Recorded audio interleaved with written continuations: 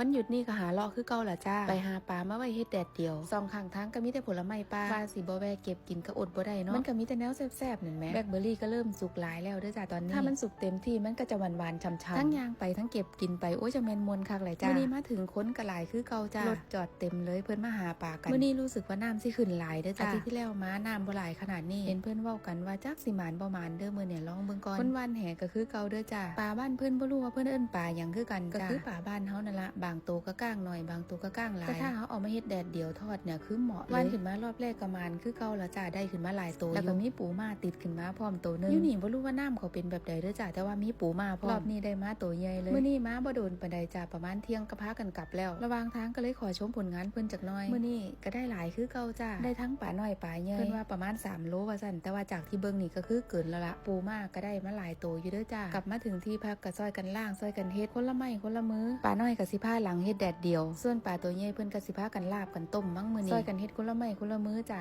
อันนี้คือข้อดีของการอยู่นี่เด้อจ้าบ่ได้อยู่ในเมืองแต่มีแม่น้ำให้หาปูหาปลากินเพราะว่าปลาบ้านเพิ่นมันแพงอยู่เด้อจ้าโลนึงก็ประมาณ 6-7 ยูโรถ้าตีเป็นเงินบ้านเฮาก็โลละ200 กว่าบาทเกือบ300พุ่นละจ้าเสร็จเรียบร้อยหมักแล้วก็มาซอยกันตากเสร็จแล้วก็คือได้หลายคักอยู่เด้อจ้าลองตากฮอดบ่พอก็เลยเก็บไปในตู้เย็นครึ่งนึงเอาไว้ทอดแบบบ่ต้องตากนั่นละอันที่ตากเนี่ยถ้าแห้งแล้วก็คือตั้งใจว่าสิพากันแบ่งไปฝากน้องยูอเล็กซานเดียอีกน้ำเด้อจ้าเสร็จเรียบร้อยจ้าผลงานมื้อนี้เก็บไว้ทอดกินกันนานๆเลย